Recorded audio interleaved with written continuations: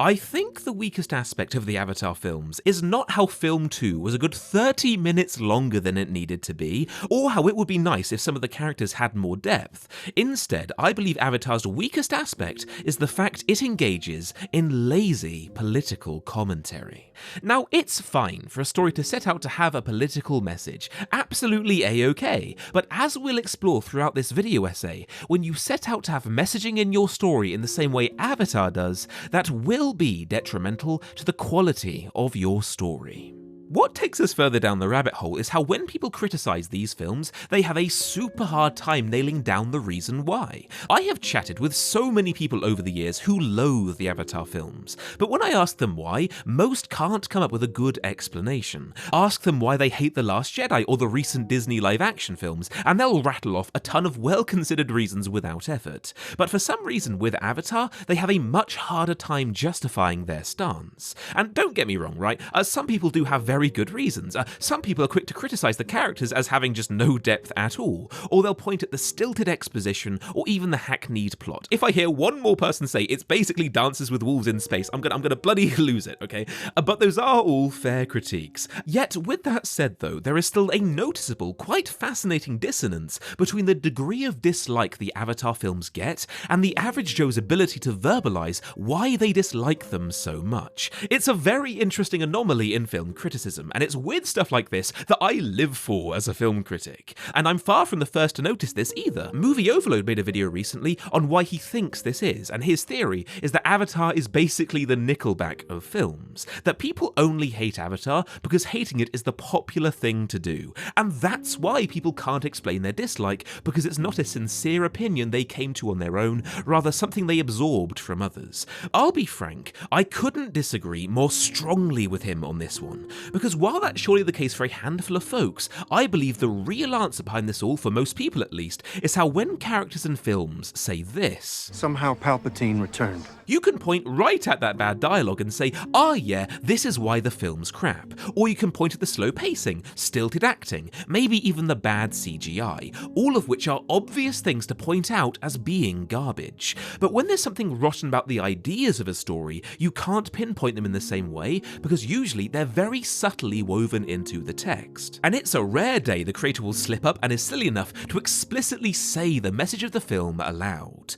What this means is the poorly handled ideas trigger our subconscious, and only our subconscious, meaning we're left thinking what a load of rubbish, yet we can't explain why because we haven't consciously processed the themes.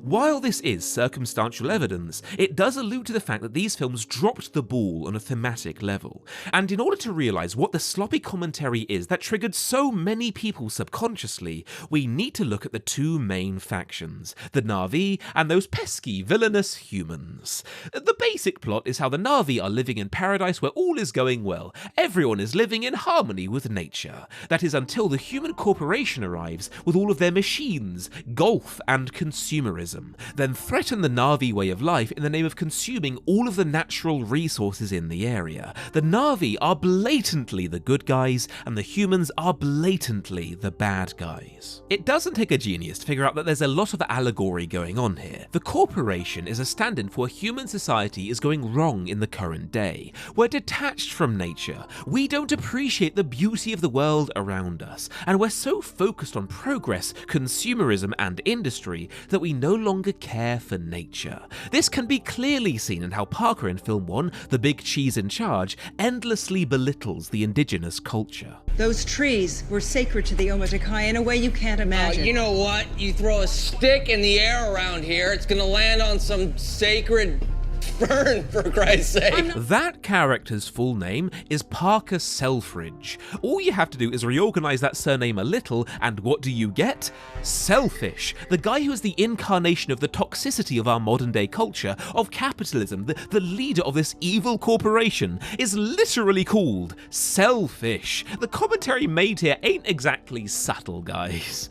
There was even a deleted scene in Avatar 1 that showed Selfridge realizing the error of his ways, realizing how evil he and his company was after blowing up Home Tree, so then he decided to shut everything down until Quaritch seized command. The pure evil of these greedy humans is directly contrasted with the pure good of the Na'vi. And when I say they are pure good, that is not an exaggeration. While we meet Na'vi who are stubborn and slow to trust strangers like Neytiri's brother or that shaman woman in film 2, those Na'vi eventually reveal themselves to be good people deep down. The only instance I could see of any Na'vi doing something that could be argued to be outright evil is when those kids leave Jake's kid marooned out in the middle of the ocean. Even then, Jake's kid manages to reconcile with them all later on. Meanwhile, everyone on the human side is a bad person. From Quaritch, to the guy whose name is literally Mr. Selfish, to the general who tortures teenagers while interrogating them, to the ship captain who finds great glee in killing sentient whales, to the biologist who loathes himself for working alongside these evil monsters, and knows deep down he has sold his soul to the devil. That's why I drink. Of the people in the human faction who weren't evil, such as Grace, or this scientist dude, or this pilot woman, they all defect when they realise just how evil this faction is. Just how evil the allegory for current day society is. This right here is what the movies say. Modern culture has detached itself too much from our natural world, and it's therefore twisted and wrong. The right way to live is to be just like the primitive locals who are very in tune with nature and thus live in harmony. If only us watching can be just like Jake, forgo our modern ways, cast away our computers and phones, stop asking how we can exploit what nature has to offer us, and focus more on being one with nature like the Na'vi, we will live richer lives for it. I struggle to think of reasons why that's an inherently bad thought, because there is nothing wrong with someone wanting to cherish the natural world around them. So with that being the case, with me being totally aware that this is a fine message for any story to give, I can't help but ask, why do I still feel this unease in my gut every time I think about the messaging in these films? Like, something about this whole ordeal has always felt wrong to me in some abstract way, but I could never grasp why. How can it be wrong? Because the idea we should be more in tune with nature is actually a totally valid one. It was while watching Avatar 2 that it all clicked together for me as to why this all is. It was when we were watching that scene with the whale hunt, where the captain is all happy and maniacally villainous at the idea of killing this beautiful sentient creature, and then we have the sad music plays, the whale calf cries at its dead mother. That was when it finally clicked for me. Oh my god, the reason why these two films feel so ideologically bollocks is not because of the ideas being explored, rather the way they're being explored. On a personal level, I very much see the value in the idea that Cameron is peddling, because there is incredible wisdom to be found in our past, not just in how our ancestors were wise in ways which we are currently not as a society. Many would argue that the ancient Greeks, while being less technologically advanced, were a wiser society than our current one. There is also a very compelling point to be made that as a modern society, we have lost touch with nature. Like so many of us, when we learn that another coral reef just got bleached or 1,000 more species just went extinct, just react with apathy. And it's quite depressing that quite beautiful parts of our world are just dying and people just don't really give much of a damn. In theory, the message of the Avatar films should have gone down great. But it didn't, because Cameron couldn't have explored this idea more lazily. He presents the Na'vi, who, let's be honest, are stand-ins for our human ancestors from thousands of years ago, as quite literally perfect. And as we all know, our ancient ancestors were exactly like the Na'vi, harmonious and virtuous and morally superior to current-day society in every metric. Take the Aztecs, for example. Everyone loves the Aztecs. They lived in harmony with the rainforest, they had wonderful art, they had these beautiful buildings, and wait, what's that? The Aztecs were also an expansionist empire who engaged in slavery? And they would routinely kidnap people from rival tribes, then murder them in gruesome rituals to appease their gods? Jesus Christ! But I'm sure that was just the Aztecs, right? Because surely at least most of our ancestors were exactly like the Na'vi, peaceful and loving because they were so in tune with nature. Let's look at America before it was colonized, with all of those natives and all of those bison. Look at that. A truly peaceful, harmonious, utopian society, where all of the indigenous loved one another, singing Kumbaya until the cows came home. Oh, that's just lovely. Let me just open this history textbook here to verify that, and Oh no. Oh no.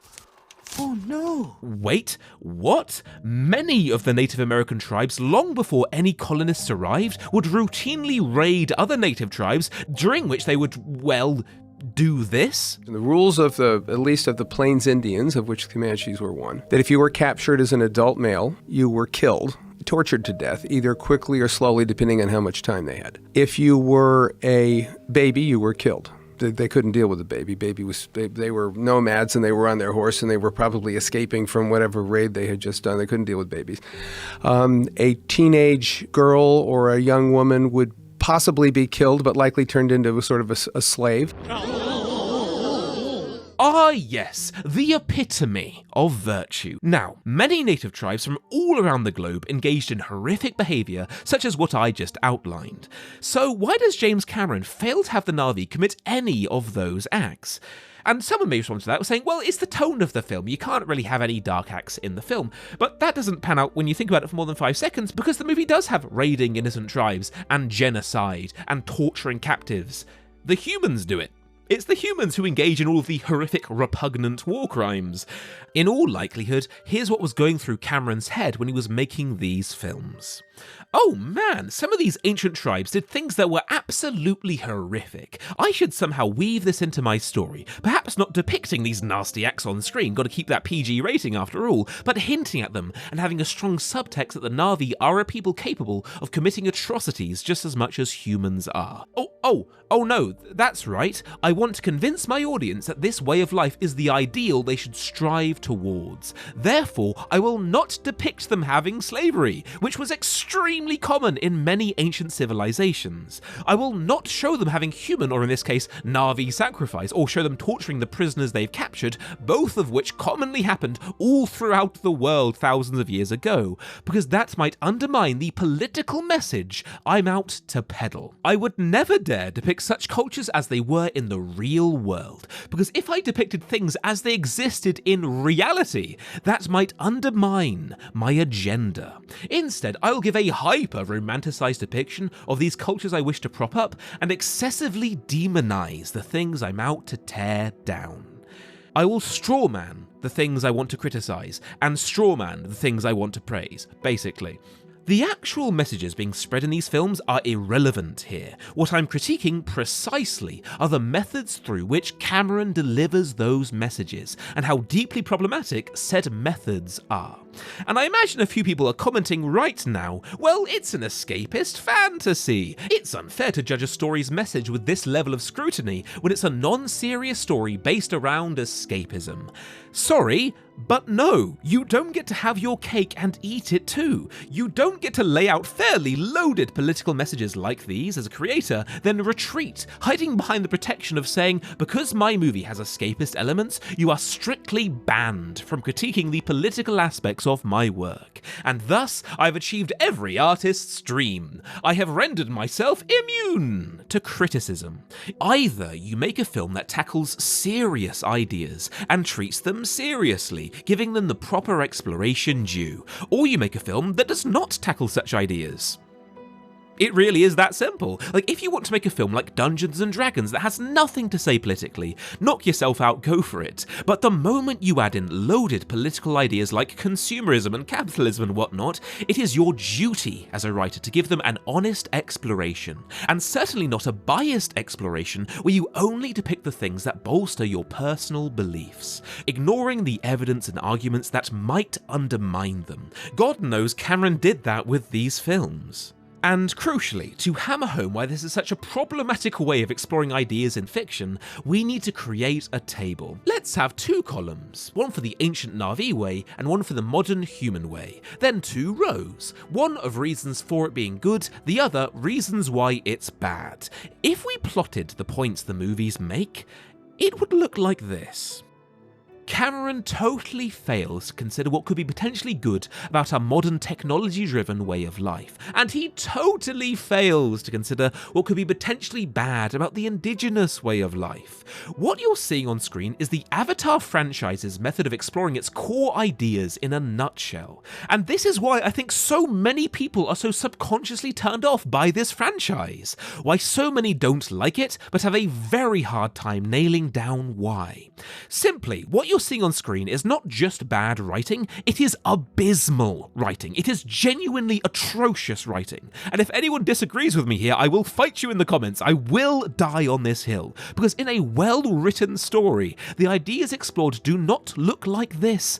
They instead look like this, with all 4 sections on the table thoroughly explored. Here's a great example of what's problematic about these 2 movies. Let's look at the scene in The Way of Water when Kiri has a seizure. She nearly dies. Then there's a confrontation with the human scientists and the Na'vi shaman. The humans try to use their various medical technologies and medicines, but it just doesn't work. Then the shaman woman comes along, says, "Stand aside, you silly humans with your silly medical machines." Then she does some witch doctoring, blows air at her belly, and suddenly she wakes up from her serious medical condition, good as new.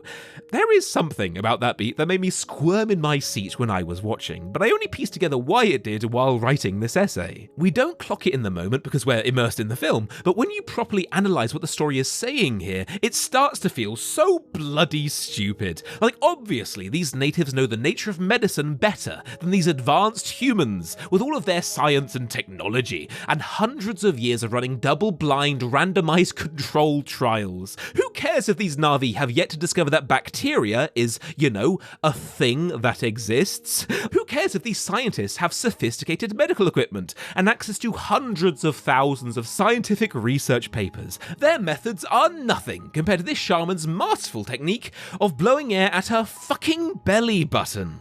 Imagine this shaman walking into a modern-day hospital. Just imagine it. It would look like this. Like, look at you, you silly humans with your dialysis machines, says the Na'vi. Everyone knows the real cure for kidney failure is to swim to the bottom of the ocean, kill a pufferfish, then present it as a sacrifice to the blood god. These movies are so convinced of their own ideology, they are incapable of confessing the idea that sometimes, maybe in just some specific situations, modern society might be better at things than the ancient society. This franchise is fascinating. It's absolutely fascinating. It really is, because when great writers set out to explore ideas, they give the devil his due. They have the ability to cast aside their personal bias and play devil's advocate to their own point. The creator will consider why everything they personally think is great is actually quite bad, and they will consider why everything they hate is actually quite good. And all of that careful, impartial thought will weave its way into the story, where the audience will not get a piece of propaganda, they instead get a rich, thought-provoking exploration of the true dynamic between these 2 issues, rather than a boring binary exploration so shallow, calling it an exploration at all would be an act of generosity. I'm looking at you, Avatar, when I say that. Truly great writers, they have the courage to romanticize the things they hate, as well as demonize the things they love. Avatar is just the strangest franchise. There are so many things about it that are honestly great, yet so many others like this that are real head-scratchers. This extends to the movie's exposition. They have some fantastic moments that are the epitome of show don't tell, then other moments that are ludicrously bad, like that god-awful unobtainium line. I've wanted to talk about this for a while, but while it is a fascinating topic, it's not within the scope of this video, and it's not the kind of video that performs well on YouTube. But I'm happy to say that I just made that video on how to write great exposition, where I break down examples both good and bad, from Avatar to Joker to Revenge of the Sith, and why the Darth Plagueis the Wise scene is one of the greatest examples of exposition I have ever seen. I really went all out with this one, and you can watch it right now, but not on YouTube, instead on Nebula, the sponsor of today's video. There, you'll find this essay on exposition in my all-new Script Doctor series, where I basically make video essays like I normally do, but get way more in-depth and don't give a damn about getting clicks or views. My only priority here is making the most useful, interesting videos possible for you guys on the craft of storytelling. Because that's my focus, these videos wouldn't perform well in the algorithm, but on Nebula that isn't a problem because there is no algorithm there. Me and some other creators founded Nebula in 2019. And it's not meant to replace YouTube, but rather be an extension of it. A place where you can not just watch all of our content totally ad-free, but even cooler, it's a place where we can let our creativity loose and make all kinds of wacky videos for you that we think you'll love, but would never work on YouTube. I am really pleased with how this exposition video turned out, and you can check it out right now. All you got to do is click my link in the description and grab Nebula with 40% off a yearly subscription, making it only $30 a year. And by the way, the vast majority of that sign-up fee is given right to me when you sign up, so it's helping me out massively when you do it. Like, this video wasn't edited by me, but an editor I've just hired, and soon I'll be building an even larger team to help produce way more content for you guys. Those of you signing up for Nebula using my link are making all of that possible, so thank you so much if you have. But anyway, back to Avatar and how problematic its messaging is. There's something important to be said here about how it handles the topic of consumerism. In the films, the RDA, the human faction, is a company who are looking to earn as much money as possible, ruining the environment in the name of profit. That's the only reason why they're on Pandora, as Mr. Selfish says himself. That's the only reason. Ruining the environment in the name of profit. Now, there is a compelling point to be made that some companies around the globe, like Nestle for example, do exploit regions in the name of profit. That is true, it's happened a lot throughout human history. And if the movies had been purely a critique of capitalism's most toxic companies, that could have been a really viable approach. Like, James Cameron has already done that in his filmography with Aliens. In that film, we see Weyland Yutani being such a slimy corporation, they're happy to send innocent civilians to their death in the name of acquiring the xenomorph for research purposes and making a tidy profit. And that film, despite having political commentary, is one of the most beloved sci-fi classics of all of human history. It's easily the best military sci-fi film I think ever released. Like, if Avatar had grappled with the same kind of topic, that could have gone down great. The problem is, the movies get really murky here, and instead of critiquing just the toxicity of these kinds of companies, they spill over into dealing with the theme of consumerism in general. There are lots of examples to prove this. Take the moment when they play Jake's diary, and it seals the fact that negotiating with the Na'vi is impossible. They're not gonna make a deal. For a light beer? Some blue jeans? There's nothing that we have that they want. To that, I have to say to James Cameron, you crossed the line. Frankly, I don't know what Jake's talking about, because I imagine the Na'vi would actually love the idea of having antibiotics and other medical miracles that prevent painful deaths. Imagine the improvement in child mortality the Na'vi would have if they had access to modern human medical technology. But alright, let's just ignore that fact in the same way Cameron did, because it's inconvenient towards the larger message he wants to send. Let's look at consumerism in general. Now, I'm gonna freely admit that this next bit is easily the most tenuous part of this entire essay, and it's one based not on anything objective, but rather my subjective perception of what the themes are. Feel free to disregard all I'm saying next if you disagree with my interpretation, but my reading of it is that the films are out to say something much larger here, that the human way of unsustainably exploiting nature is fundamentally evil, and the right way to live is to be just like the Na'vi, wanting for nothing, living in pure harmony with the nature around us. Reading between the lines, that really does seem to be one of the morals the movies are pushing.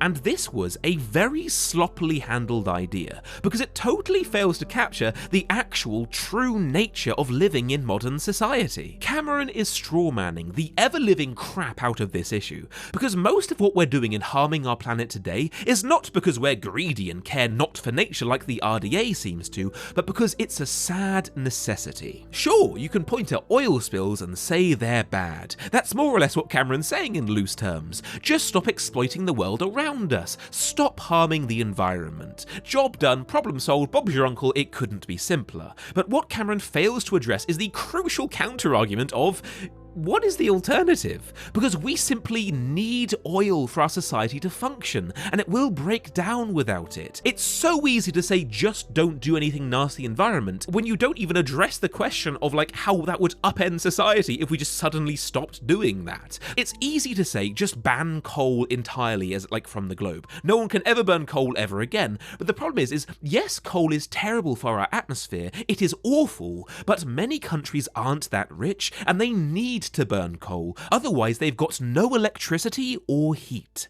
The RDA, an allegory for current society and our horrid consumerist tendencies, are basically just greedy capitalists who want money and nothing more. But this is not how the world actually is. Like, I admit again, the foundation of this little bit of the argument is a bit of a leap. I made an assumption here that this was all intended from Cameron's part, so do take this with a pinch of salt. But I'd argue that he has oversimplified the extremely complex, nuanced topic of consumerism into being just about greed, and that all we have to do is just not be greedy and everything will be fine. And this is part of why the film's messaging fails to land and leave any kind of impact on us, because he fails to capture the reality of the situation of being alive in the 21st century.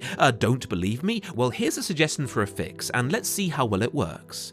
Let's have unobtainium be a vital resource that humans need. Not just want, but need. Instead of it being this luxury superconductor that sells for a high price, what if they rewrote it so unobtainium is a material that Earth desperately needs because it solves a catastrophe brought on by our unsustainable treatment of our planet? Perhaps it impedes an ice age going on because of our CO2 emissions. Perhaps it's miraculously good at capturing carbon from our air. Or it's a crucial ingredient for fusion, an environmentally friendly energy source, and fusion can't be done at scale without this miracle metal. If you ask me, such a change makes the allegory work way better. The humans are no longer monstrously greedy monsters, they are instead doing everything they are out of pure necessity, which is exactly what it's like in most of the real world. Cameron ignores this core truth around the issue of consumerism. So if we implemented this truth into Avatar, if we had the RDA no longer be just a soulless evil corporation,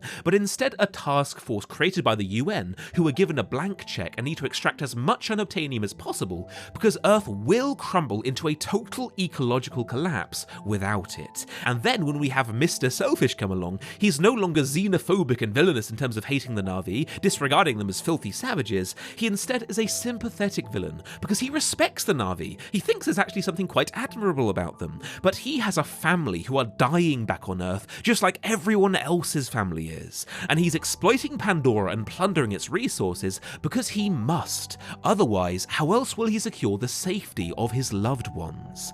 Yes, killing these natives is tragic, says Selfridge, but sadly, it must be done. Now, in an odd sort of way, the humans would all be victims of a nasty circumstance, because society has thrusted them into a position where they have no choice but to be environmentally unfriendly, because they can't survive any other way, which is exactly what it's like in the real world. Now, when you look at Quaritch, he's no longer a man of pure evil, he's instead a man who's fully committed to the idea of killing the Na'vi for the greater good of his species. And merely by changing the context of the RDA, Quaritch is now a much more complex character for it, despite the fact we've changed literally nothing about his dialogue or decisions. He is just a man prepared to do anything it takes to save his species. Oh my god, if they'd done that, the Avatar films would have become so just provoking, like so intriguing, like so impactful in terms of the ideas they're exploring. And that is just me musing. Feel free to disregard everything I just said if you disagree with my interpretation of Cameron's intentions here. But back to being more grounded, what I find most insidious about the Avatar films is they're not truly films like Dungeons and Dragons, or it's just mindless fun, because the movie does have a political message it wants to send. But it's not a film like Everything Everywhere All at Once that sincerely grapples with the material, giving deep, honest, provoking explorations of the ideas presented. It's this weird Frankenstein between the two of those. It's pretending to be Dungeons and Dragons. It's masquerading as a turn-your-brain-off popcorn flick. Meanwhile, it's got a ton of political messages it's very sneakily trying to indoctrinate into you. On top of that, there's almost like this hubris behind this franchise, because Cameron is so confident he's right, so absolutely sure that his message is the correct message, that the movies never stop to seriously consider whether or not that message is actually right Or not. Why should I play devil's advocate to my own point when it is so obviously, blatantly the correct point? That is a thought that has paved the way to hell for millions of people throughout history, and it's problematic for an artist to have it while injecting ideas into their story, to say the least. There's a reason why so many people are so turned off by Avatar, but have a hard time nailing down why. It's because on some level of their subconscious, the audience knows the Avatar films are manipulating them, that the films are propaganda. And I know that's a very loaded term, you don't throw it around lightly, so let's Google the definition of it to verify that statement. According to Google, the term means information, especially of a biased or misleading nature, used to promote a political cause or point of view. Okay, let's see how the films size up. Is Avatar promoting a political cause? That's a check right there. And crucially, is it misleading people by willfully ignoring all possible counter-arguments that might undermine that political message? As we just strongly established, absolutely. I hate to say it, but the Avatar films quite literally are propaganda. They fit the technical definition for the term. If you ask me, art and propaganda are two sides of the same coin, and there is a crucial difference that separates them. Art gets the audience to think. Propaganda does the thinking for the audience. I know this sounds counterintuitive, but with a great story, with a great piece of art, it's actually okay if the creator sets out with an agenda. A lot of what modern movie critics are babbling on about how politics has no place in Hollywood, politics should never find their way into our films ever at all, that's just simply rubbish to me. Look at 1984, one of the best dystopian novels ever written. In fact, just look at the dystopian genre in general. It's impossible to make a dystopian story that isn't extremely political in some nature. Look at Animal Farm, it's a fascinating deconstruction of communism, a very political book. Or to give a more pop culture example, look at Revenge of the Sith and how it depicts how democracies fall into becoming dictatorships. Very political. Animal Farm was outright saying communism was bad, it had a very strong agenda, yet it's still widely regarded as a great piece of art. You can't get more political than that. What I would say is that it is fine to set out with a political agenda while writing your story, but crucially, what you must do, like any good student in an exam, is show you're working. The writer must fully explore every aspect of their argument, all points for and crucially, all points against. And if in the end the conclusion of this exploration is a political message, that person nonetheless just created a great piece of art, because they did their due diligence as a creator. There's a golden rule to commentary in stories, I think, because how can you as the writer know whether or not you're setting out to say is actually the truth? And even assuming it is, how do you convince the audience that it is the truth? There's only one way to do that. You make your story be a critique of the very idea you're trying to say. You do all you can to bombard and belittle your precious ideas. You put yourself in the mental space of your ideological enemy, then use every dirty trick you can think of to disprove your own ideas. And if at the end of all of that, the idea is still left standing, you have made a truly great work of political commentary, which has provided wonderful food for thought to your audience. And crucially, if after playing devil's advocate to your own point, you actually disprove it, you undermine your own political opinions, not only have you grown having learned something new, you have still made a great work of art nonetheless, because you are exploring the idea in an honest way. You still created fascinating food for thought for your audience out there, because you're playing into the idea that great art sets out to reveal the truth, whatever that truth might happen to be. Don't be the cowardly artist. Cowardly meaning you're afraid to expose your precious ideas to arguments and facts that might disprove them. Because if your idea you wish to spread does not survive when exposed to the truth, then evidently it was never an idea worth spreading in the first place.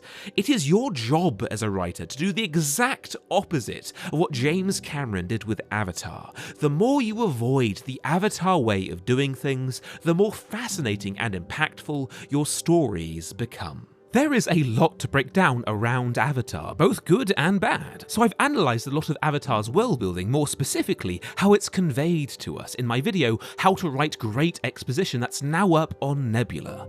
I look at tons of examples from Revenge of the Sith to Joker to Jupiter Ascending as I break down the really tricky task of doing exposition well. If you're interested in learning more about this aspect of the craft that hardly ever gets talked about, do click my link in the description and check it out on Nebula today. I get a payment for every month you guys stay subscribed to Nebula, which makes my income so much more reliable. Meaning I can hire staff, which I've just started doing, meaning I can make more videos for you guys and at a higher quality too. Signing up on Nebula does a far better job at supporting my channel than donating on Patreon ever could, in all honesty. And you guys get some new videos from me out of it too. But thanks for watching, keep writing, and I'll see you guys next time on The Closer Look.